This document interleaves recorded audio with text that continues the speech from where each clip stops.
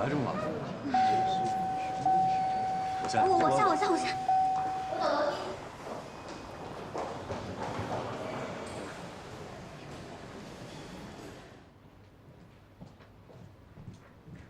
杨艳，跟我去开个会。迟到了。哎呦，瞧你喘的，不过还有半小时嘛。我要求他们第1年都提前半个小时到单位。哦，那你为什么迟到了？我打黑车，司机给我绕路来着。哎呦，打黑车不安全，容易出事故，下次别打了啊。这样，这个明天呢，家部给博物馆捐赠木雕仪式，你带个人过去吧。这回他们不会又早到吧？不会，这回博物馆提前做了准备，没事儿。小飞，你把昨天我给你校对好的东西打印一份给吴明。吴明啊，你准备一下，这次馆长的发言你来翻译。我吗？对的。啊，没问题。我记得上次家部的事儿，乔飞也参与了吧？对了，这会议记录还是乔飞整理的，把他也带去吧。嘿嘿，怎么？你还不愿意啊？主任，我就是觉得上次发生了杯子的事情，我这次去合适吗？嗨，这一页早先过去了，但是你要记住，每次出任务，代表的是新的自己，代表的是高翻院新的形象。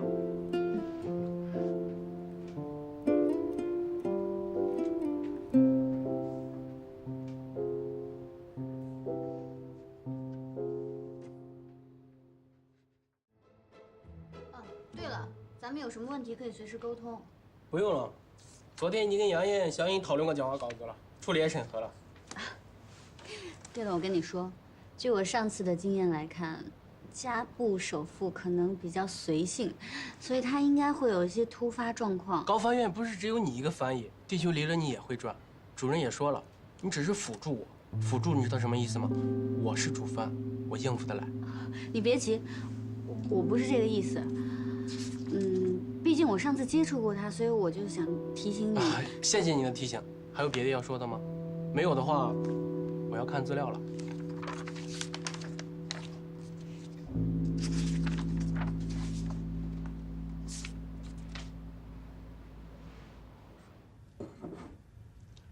嘉阳啊，你是不是对乔飞太苛刻了？我对谁都是这样，没有特别针对他。他过去和你哥的事，我也有所耳闻。年轻人嘛，这也很正常。不要因为他跟你哥分手了，就掺杂太多的个人情感，这对乔飞不公平。乔飞这孩子，总体来说还是很优秀的，是个好的翻译人才。乔飞在翻译上确实是有天赋的，我觉得如果加强训练，他可成大器。哟，你的评价很中肯嘛，能得到你成人模的肯定，那乔飞的努力大家都看到了。哎，你傻笑什么呀？我夸的是乔飞呢。对了，他的同传训练什么时候给他加强啊？专业方向你跟他谈过没有？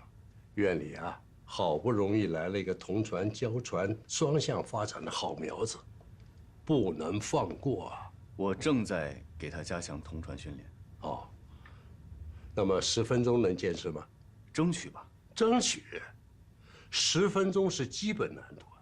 陈家阳，你怎么对他的同传要求这么低呀？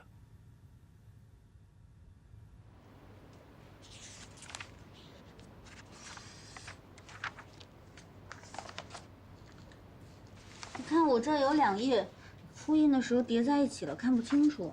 你看。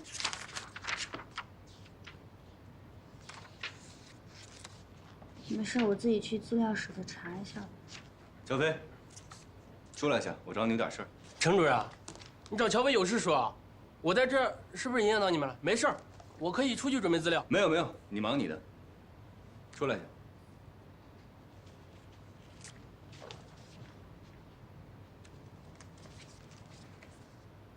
吴明怎么了？跟吃了枪药一样。不知道，他可能明天对家部压力大吧。我怎么觉得他在针对你？他针对我干嘛？反正我觉得他怪怪的。你别多想啊，找我什么事儿？今天晚上老时间同团训练。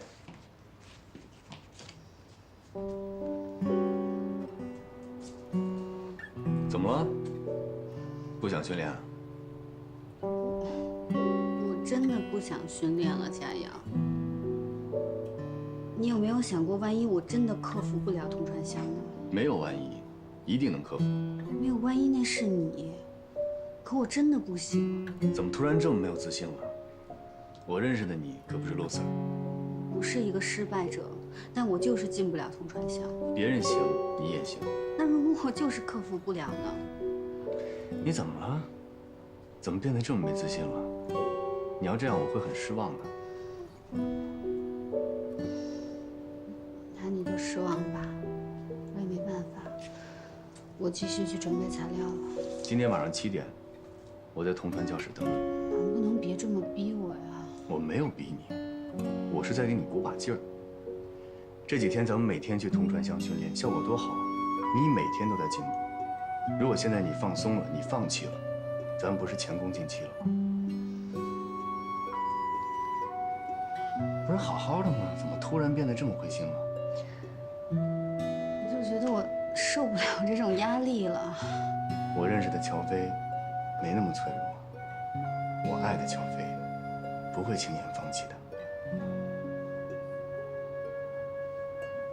那可能你根本不认识我吧？可能爱错人了。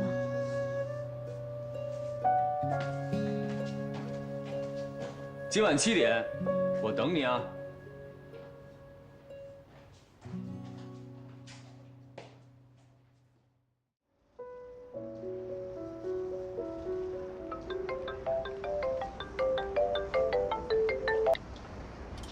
喂，佳明。你后来没有再晕吧？没有了，我说了我是低血糖加压力大。你要记住，3顿饭按时吃。我知道。高分院的工作累吗？你不是已经转正了吗？怎么工作压力还这么大呀？我需要继续努力。是不是佳阳给你布置的任务太重了？那我去找他去。你现在的身体已经不堪重负了。你千万别告诉他我晕倒的事情，可以吗？为什么呀？这么说，这是我们2个人之间的秘密了。你别闹了。好，那你自己保重，有什么事情再给我打电话。最后再说一句，千万别被我的样子给骗了。我其实很在乎你这个朋友。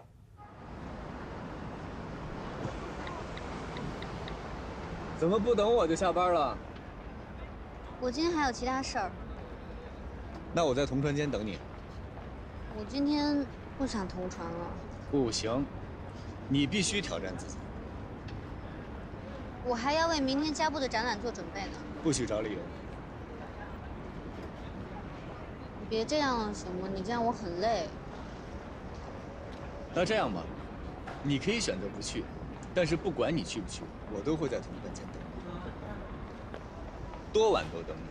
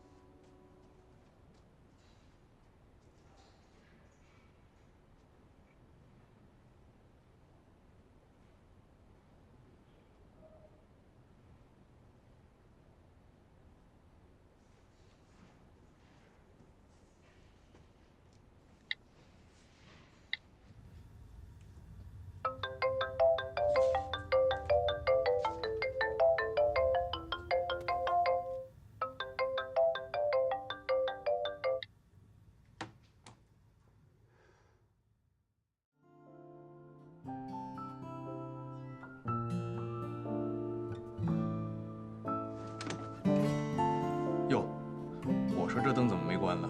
你这么晚怎么还不走？啊，我们加班，没关系，您下班您先走吧，等会儿我来关灯。我觉得你们这做翻译官的也挺辛苦的。行，再见。再见。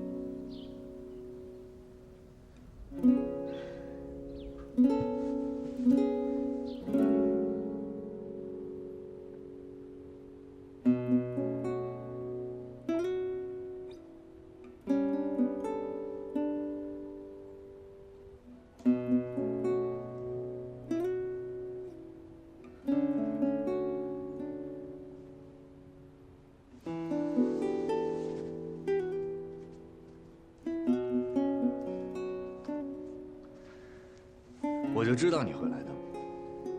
你真的等了我1个晚上？对啊，因为我对你有信心。怎么那么傻呀你？可是我对自己没有信心。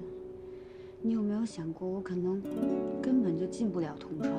不要老是说这种患得患失的话。你只管踏踏实实的去努力，只要你去做，就会有进步。上次咱们不是已经克服了你同传的障碍了吗？你只要戴着眼罩是没有问题的。你可以同传，你要多给自己这样的心理暗示。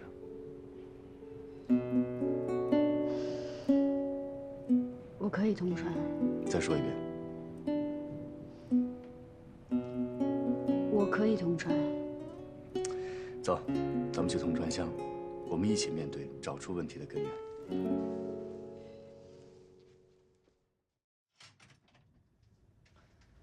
坐吧。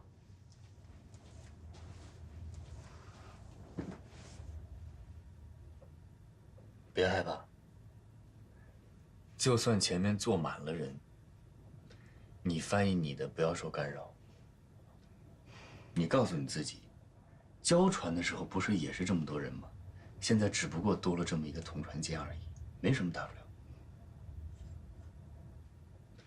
我现在准备放录音了，你先听一遍，我们先来一遍交船，这样你可以闭着眼睛翻。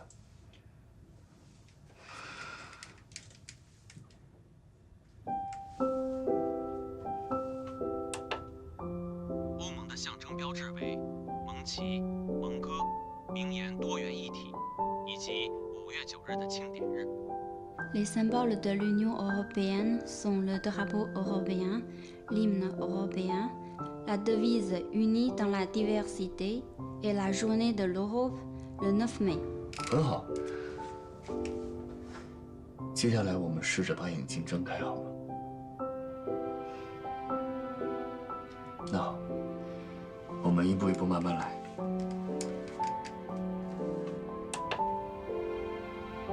自从欧元正式流通，它就成为了欧盟最主要的标志。欧元是把欧洲人民联合起来的具体的、物质的联系。第3个重要标志，欧洲议会，统一及民主的价值见证。自从1979年来，欧洲议会议员通过普选产生，选举事件被作为欧盟建设的关键时刻之一。此时政治意义的欧盟成为了人民大众的欧盟。Depuis sa mise en circulation, l'euro est devenu un symbole majeur de l'Union européenne. L'euro est le lien concret, matériel, qui unit les peuples européens entre eux. Troisième symbole important, le Parlement européen témoigne des valeurs d'unité et de démocratie. Depuis 1979, les députés européens sont élus au suffrage universel. L'événement est présenté comme l'un des moments clés de la construction européenne, celui où l'Europe politique devient une Europe des peuples. 非常好。接下来，我们试着同船怎么样？别紧张，别紧张，把眼睛睁开。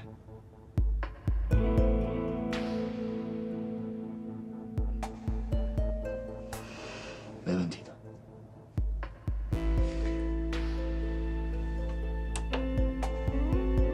欧盟的象征标志为盟旗、盟歌，明言多元一体， Les 以及 symboles 月 de 球人的庆典。 l'Union européenne, 自从欧元正式流通，它就成为了欧盟最主要的标志。不行，欧元是把欧洲人民联合起来的具体。不行，我看到外面我就觉得心慌。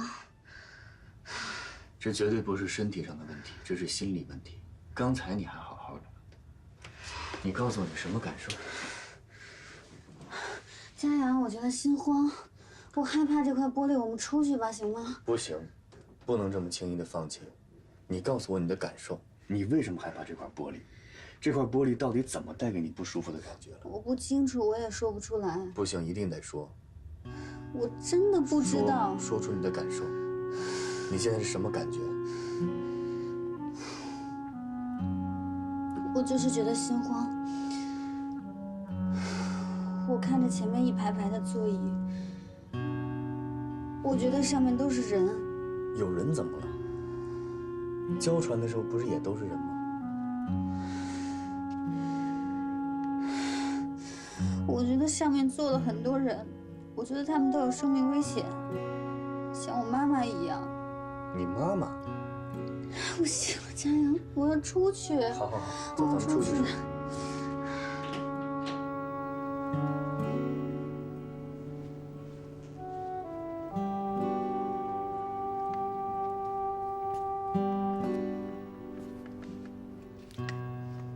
喝口水。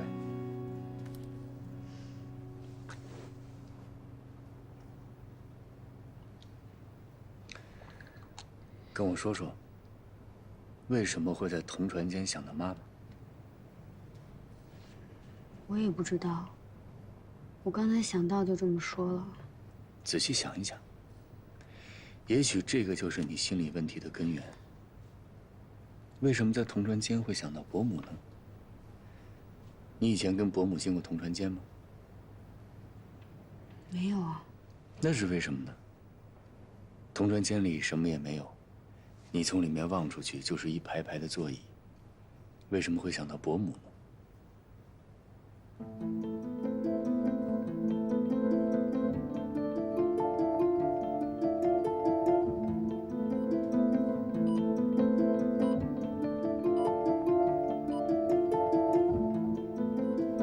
想到什么了？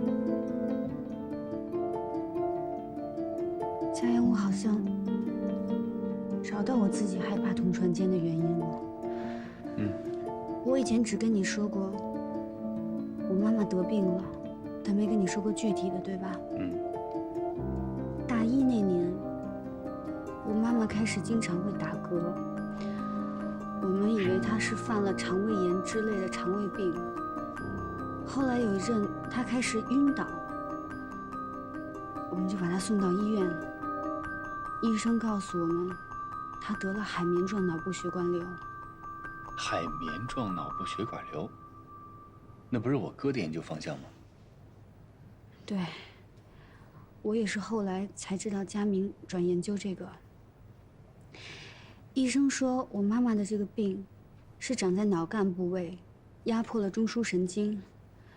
如果颅内出血的话，就必须要动手术。就算动手术，也只有50%的成功率，而且就算手术成功，也还是有可能会复发。所以那个时候，我觉得自己整个人都绝望了。我那段时间觉得自己一直处于精神抑郁的状态，所以才想要去看心理医生，才认识了高佳明。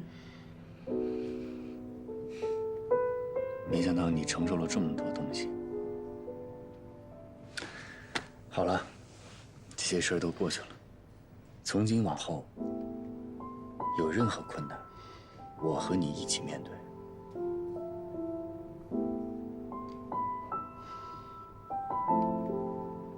自从妈妈那个时候得了这个病，我就特别害怕医院，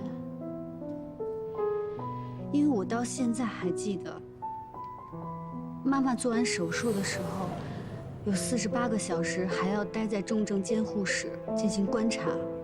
我当时站在外面，隔着那层玻璃，看着我妈妈，她躺在里面一动不动，因为做手术把头发全都剃了。我真的很想去抱抱她，去摸摸她，但是因为隔着玻璃我做不到，我心里又很害怕。那段时间，我觉得自己的心都被掏空了。我明白了，这个就是你心慌的由来。我大学的时候第一次进同传间，我就当时一直心慌，没办法翻译，我就一直想逃避。刚才多亏你一直强迫我待在同传间里，不然我到现在都不知道自己为什么害怕同传。这下好了，问题找到了，我们现在就想办法去解决。如果解决不了呢？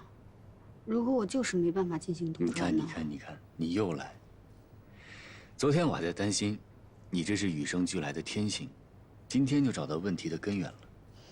只要不是天性，就一定有办法克服。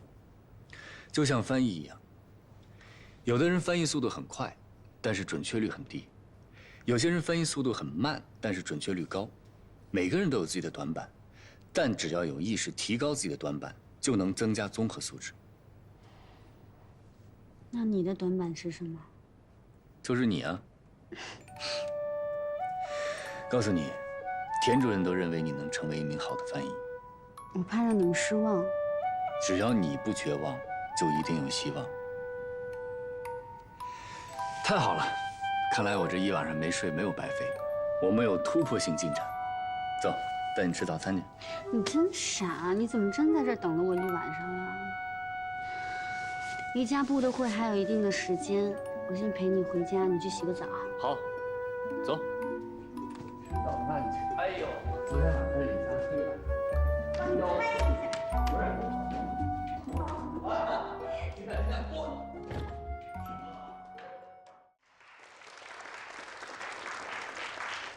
最后，欢迎王主阁下和太太的来访，对你们的慷慨和热情表示衷心的感谢。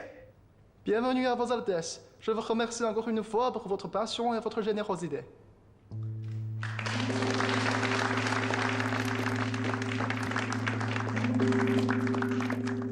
你们的翻译很快。馆长可能一时紧张，忘了修改演讲稿。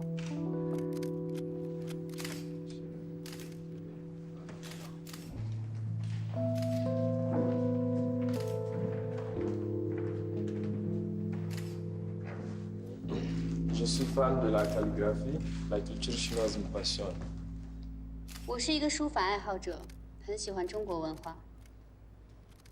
我的朋友书法家王维芳，他非常喜欢家布，今天特地写了一幅字。Mon ami calligraphe Romain Fan aime beaucoup le gabou.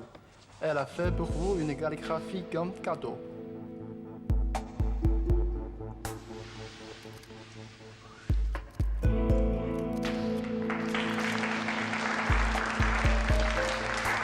Quel beau caractère. À Kaboul, la situation des femmes s'améliore chaque année et pas mal de femmes deviennent artistes. Et je m'engage personnellement à l'amélioration des conditions de vie des femmes. Et pour cette même occasion, nous pouvons profiter pour inviter Wang Meifang à visiter le Kaboul. 好字，在家部，女性的地位也在逐年提高，也有不少女性成为艺术家。她本人也致力于提高女性地位。王维芳非常尊重女性，她也有很多女弟子。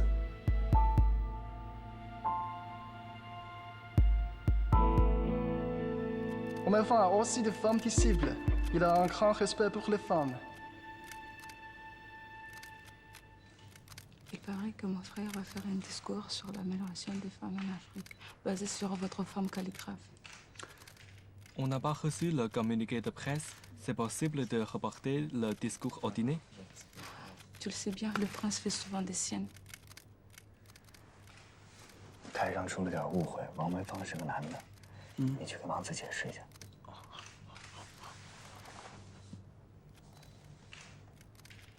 Vous s'était trompé, mon méfant est monsieur. Désolé.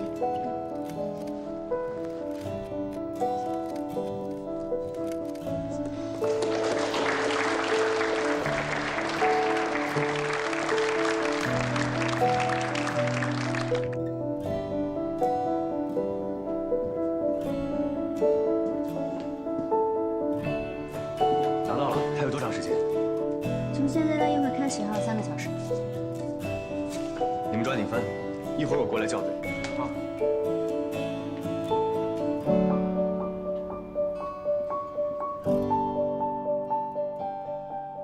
今天谢谢你啊，乔飞。如果家不王储真的因为我犯错了男女，从王梅芳开始讲女性的地位，我就真的没法弥补了。我之前就跟你说过，这家不王储想干嘛就干嘛。这王梅芳这名字听起来确实像女的哈。我也是之前翻看记录，听到馆长要去王家求字，提到王太太，我当时就觉得奇怪，所以我特地查了一下，才发现他是男的。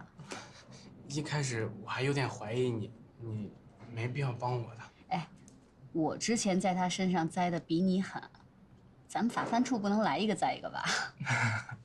没事的。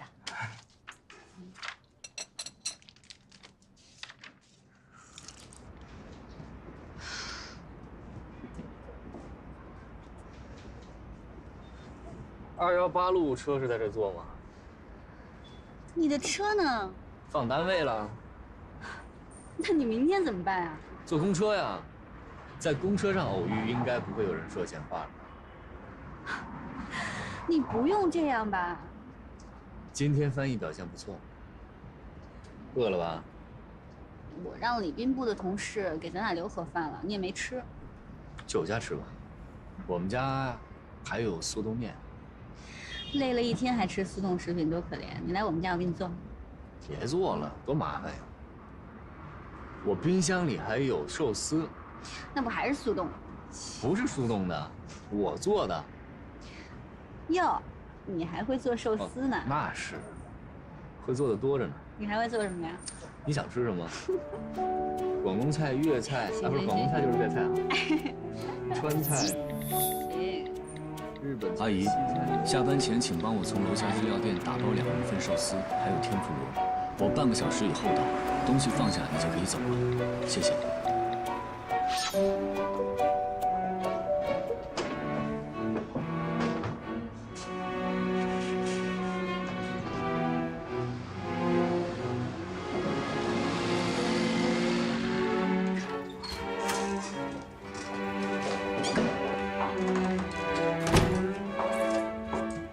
坐沙发上等着你，不用快。我帮你啊。不用，你坐着等。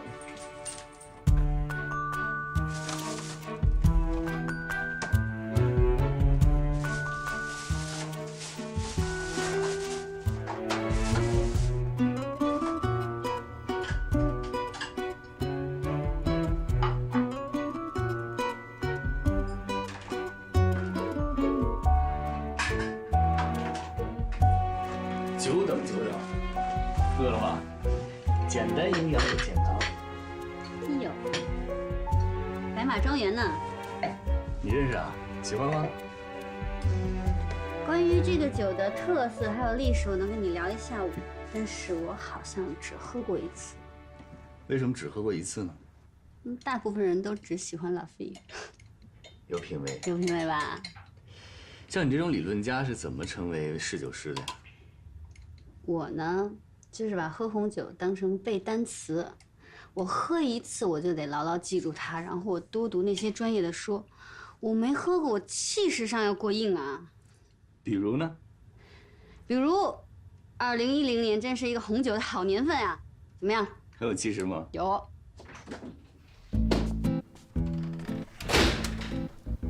哎呀，刚刚好，刚刚好。店里的人说啊，天妇罗凉了就不好吃了。 我把寿司先拿上来，又下去买了这个，你们先吃，我就先走了啊。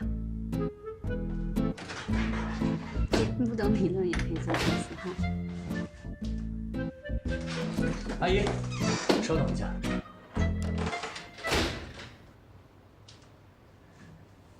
我妈一个月给你发多少钱？3500。这是4000，你这个月的工资，多的500是因为你照顾了我哥。应该的，应该的。你妈请我就是一天做3顿饭，到哪都是做嘛。还有就是明天你就不用来我这儿了，你就把我哥的手照顾到他康复为止，工资从我这儿领。就是不从你妈那领工资了，对吧？对。等我哥手康复以后呢，你也不用来我这儿了，因为我以后可能不需要别人帮忙了。为什么？我找张总去谈，他肯定不会同意的。这次他同意了。是不是我做的饭菜不合口味？没有没有，不是您的问题，是我的问题。我工作出现了一些变动，我可能要出国。你真的要出国啊？对。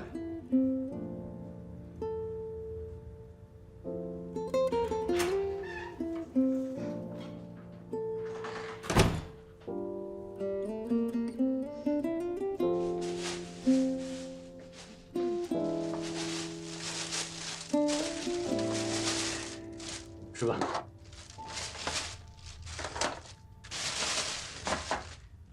其实你刚才不用关门的，隔音挺差的。我会照顾好我自己的。我知道你能照顾好自己，你自己在瑞士生活那么久，肯定可以。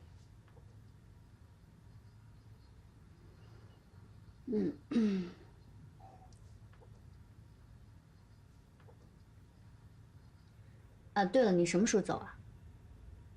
去哪儿啊？外派。嗨，我那么说是为了让那个阿姨心里舒服一点。我不走。你是为了我在跟家里闹别扭吗？你又胡思乱想，是不是我哥又跟你说什么了？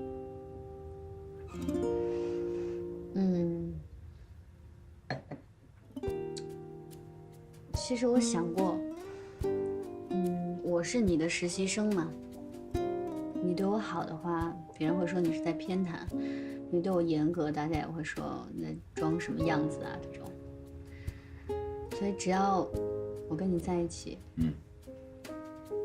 我们的关系就会成为你事业上的屋顶。大家会一直拿我跟你在一起这件事情来说事。我不在乎，我也不害怕。我难道还要靠别人怎么说我活着吗？我只会听从我自己内心的声音。对了，跟你说件正事儿。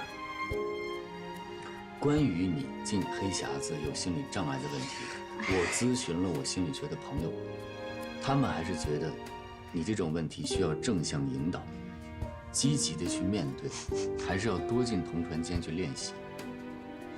不想积极面对，你吃饭你跟我说这个干嘛呀？你先别嫌烦，这是个问题，我们得解决。你对同传间有畏惧，我一定要帮你打破这个心理障碍。所以，从明天开始，每天我带你进一次同传间。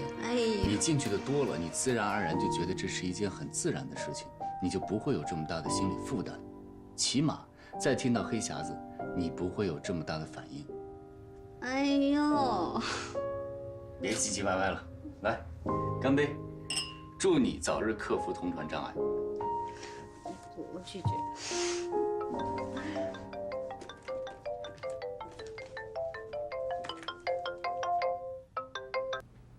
哎，乔飞啊，我是张医生，你不是让我有事直接跟你联系吗？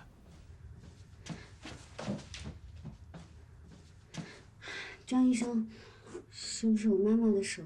不是的，是今天你妈妈来复查的时候呢，晕倒了，后来呢就恢复知觉了。我带她去神脉检查了一下，还是她的老毛病了，海绵状血管瘤。我记得你跟我说过，你一直想替你妈妈在上海做介入手术。对，医生也说了，一直在等待时机，因为血管瘤长在脑干部位。所以风险很大。是的，我们这儿神脉的李主任也这么说。你不用太担心， CT 显示的情况呢还算良好，边界也清晰。但是他让我必须通知你，你妈妈出现晕厥的症状呢，脑干周围有个渗血点，证明最近一个阶段要加强注意，密切的观察。如果周围血管有出血前移，就需要立刻手术了。好，我马上回来吧。你也先别急，我建议你尽快和上海这边的医院联系，确定方案，把他接过去。我打电话给你的，就是让你心理准备。手术是势在必行了，你作为家属呢要有了解，但不要过度的担心，干扰患者的情绪。何况你妈妈的心里，你就是她的一切。我明白了，谢谢张医生。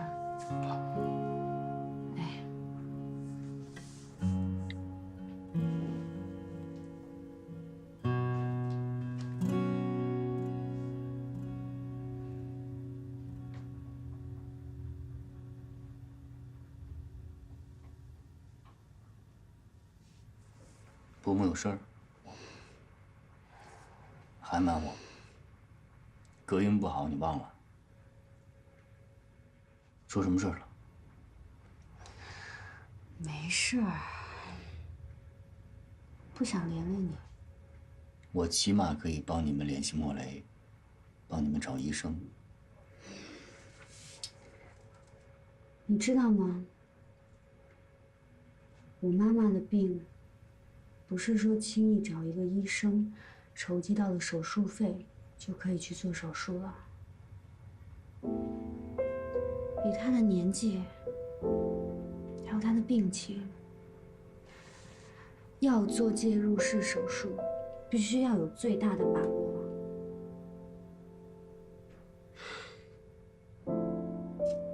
所有人都跟我说，做手术要么成功，要么就是生死一线。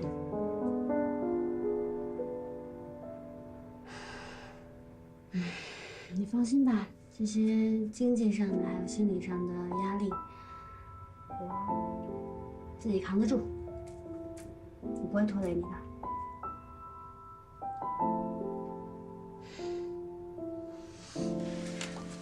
拿起来。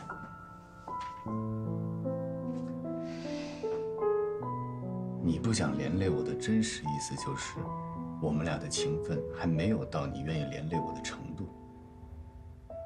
这么见外的话以后不许说了。你的事儿就是我的事儿，你愿意连累我，我很高兴。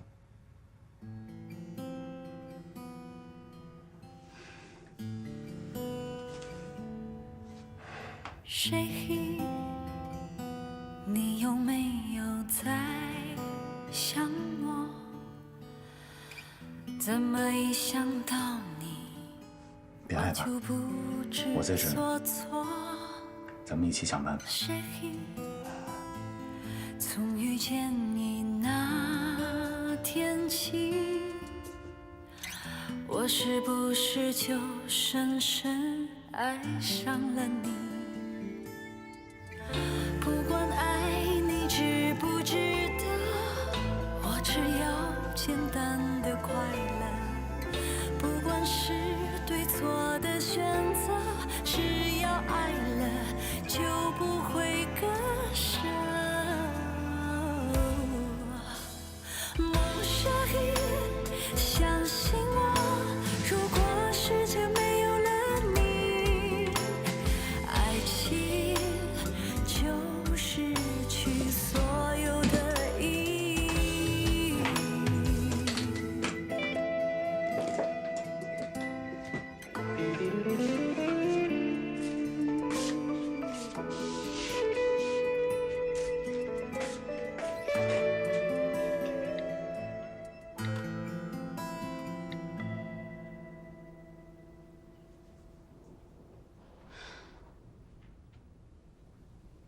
你先别急，乔飞。你妈妈的 CT 明天能快递到上海吗？这样，明天你来医院找我。好。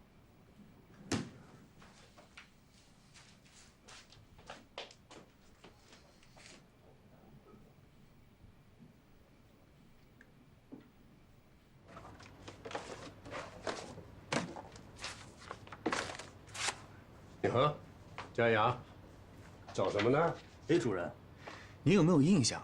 上次瑞士劳卫部来交流的时候，有一个叫莫雷的医生。哦，你找他呀？可以去礼宾部问一下嘛。我当时留了他助理的电话，但我现在打过去已经停机了，而且我也问了随行的一些医生，别人说他现在去非洲了。哎呦，这就不好找了。要不你月底去瑞士的时候，可以直接到他医院去问问嘛。月底？对，去瑞士，时间定下来，15天以后你出发。这么快？还快呀！你都等了几年了。这段时间你可以请假，把家里该安排的安排一下。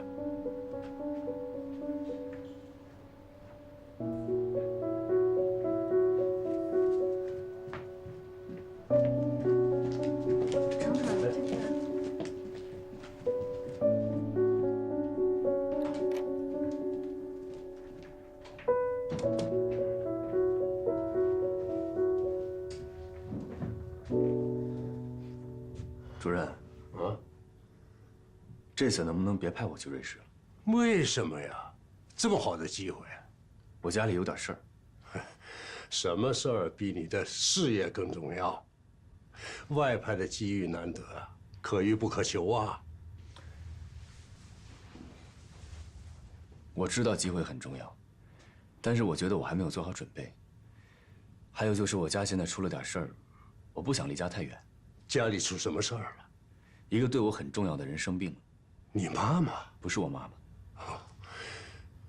那你爸爸和张总都知道你的决定了吗？我自己的事情，我自己做主。别急着那么下决定，你再给我好好考虑一下。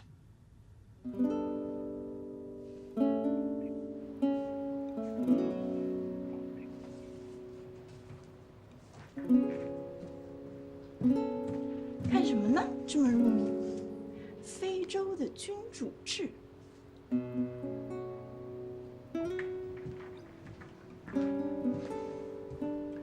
下午没有翻译任务，你们都去训练室训练吧。走吧。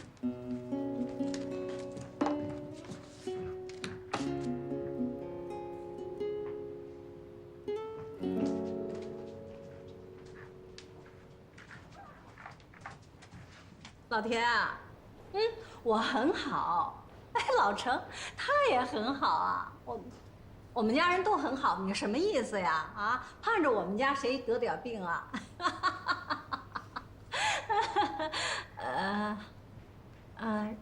什么？嘉阳不去外派？哦，大概我知道一些事情。不是家里的。行吧，好，祝你身体好。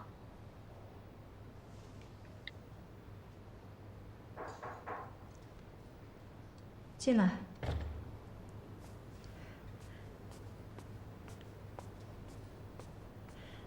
张总，耶，你怎么来了？工资没打给你吗？啊，收到了，收到了。我是来退工资的，嘉阳已经给我了，你再给就多了。哦，他怎么说的？他说以后我的工资就他给，但是要我去照顾佳明，等佳明的手完全康复了，他再给我找新的工作。新的工作？嘉阳是不是要外派呀？不知道。我估计大概是他谈恋爱不好意思了。昨天他带回来一个姑娘，长得还挺漂亮的。是不是佳明隔壁的女孩？佳明隔壁住的是谁？我不知道啊。对了，佳明的手怎么样了？他每天练习着缝合，缝个橘子都合不拢，看他挺受罪的。这孩子真是太执着了。这医院里又不是只有他一个外科医生，干嘛这么拼命？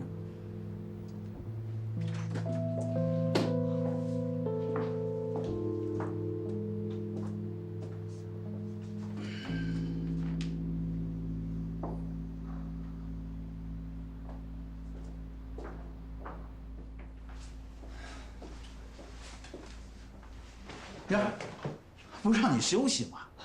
在家待着不踏实。哟，你呀，让你做2摊手术啊，你什么就踏实了。走。我这次来找您啊，就是想跟您说这件事儿。我的手恢复的不是很好。那天的手术不是很成功吗？手术的时候吧，可能太专心了，觉得没什么，手术完就不行了。哦，这样，我安排医院的专家给你会诊一下。哎，主任，我想再观察一段时间，毕竟我这伤啊刚好，而且我暂时还不想让别人知道。好，我明白。主任啊，我其实是有件事求您的。我有一亲戚，他得的是脑干中枢神经区域的血管瘤，一直在等待最佳手术时期了。如果可能，我想请您和莫雷一起主刀。本来呢，我是想带他去瑞士做手术，但是我担心这个飞机啊会对他的颅内压有影响。你担心是有道理的。这种手术呢，我建议还是在国内做。现在啊，我们国家的医学水平，尤其是临床，那在世界上啊是属于领先的。至于这个主刀医生啊，你也知道，我有一段时间没做过介入手术了。做这种手术啊，最重要的是配合。要是你的手没有受伤，你就是我们医院甚至是上海最合适做这种手术的人。现在我们医院呢，这方面临床经验除了你最丰富的也就是赵金良医生了。你可以跟他商量一下。主任，我再考虑一下。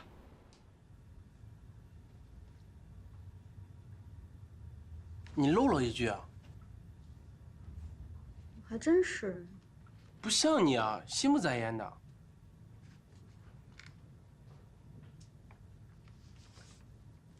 总感觉今天处理怪怪的。哪天不都这样吗？我去趟厕所啊。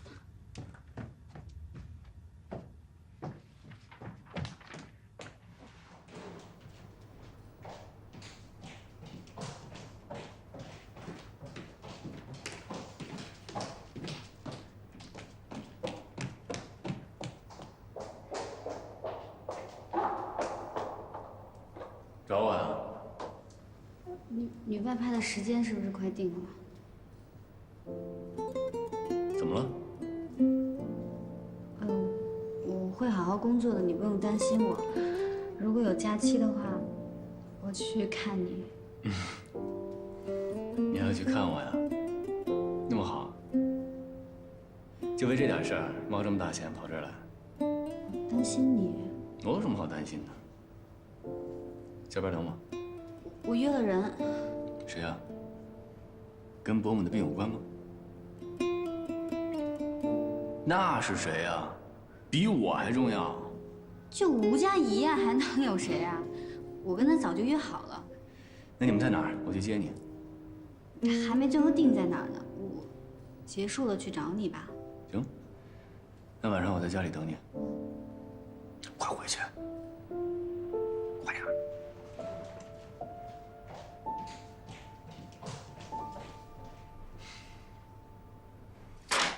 这个呀，就是肾血点，有明显的造影。阿姨如果再次出现昏厥，那情况就不好了。现在医院给打的针啊，是消炎化淤血的，但是不进行手术还是没办法控制。如果血管瘤压迫，就有可能造成血管爆裂的危险，所以要尽快手术，转到上海医院观察2、3天，等到肾血点的淤血收干净了，马上手术。成功率是多少？小飞，你是知道的，手术没有绝对的乐观，但你也不要悲观。费用呢？原来那个你又回来了。说什么？那个倔强的，把背上的刺都拱起来，不让人接近的乔飞。我记得当初认识你的时候，你妈妈刚得了这个病，你就是像现在这样，一个人把所有的压力都扛在身上，而且冷静的可怕，不让任何人触碰你宝贵的自尊心。但是不要这样，乔飞，会让关心你的人感到伤心。我现在不想跟你说这个。手术费一共是多少钱？最起码25万吧。开颅手术费7万多，还不算请外国专家的。术后恢复高压氧要10万，头骨修复要8万，这些都是一般材料，还不算进口。25万。钱的问题你不用担心，我可以帮你。不用，钱的事情我会自己想办法。那让程家阳帮你，他是你男朋友，名正言顺，他不处理谁处理？我给他打电话。你别。明白了。你没告诉他你来我这儿吧？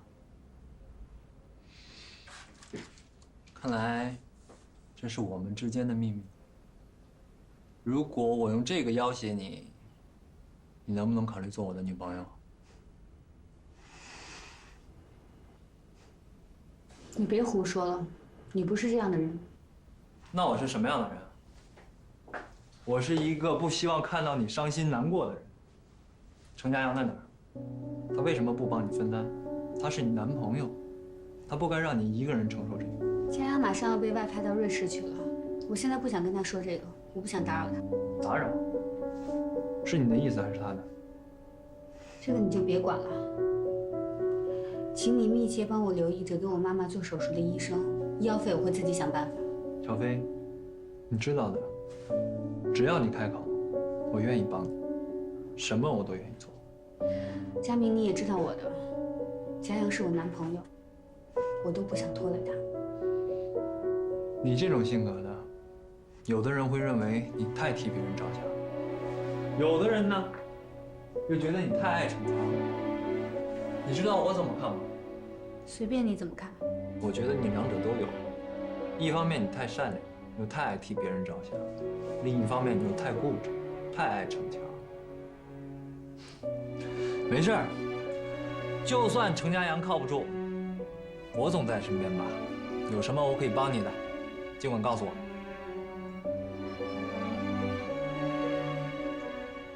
我确实有一件事情，请你一定要帮我。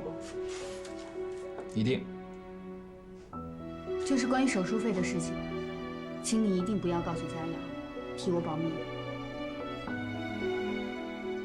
行，但是条件是我来付医药费。医药费我不会要的，我会自己想办法的。你总是这样，记不记得当年你差点害自己得了抑郁症？小飞，自尊心太强是自卑的表现。也许你一直在自欺欺人。你打心眼里知道你和程家阳不是一路人，你们的爱情就像温室里的花朵，一经风雨就会被摧毁，所以你不敢让它经受考验。今天就到这儿吧，我先走。不要再自欺欺人了。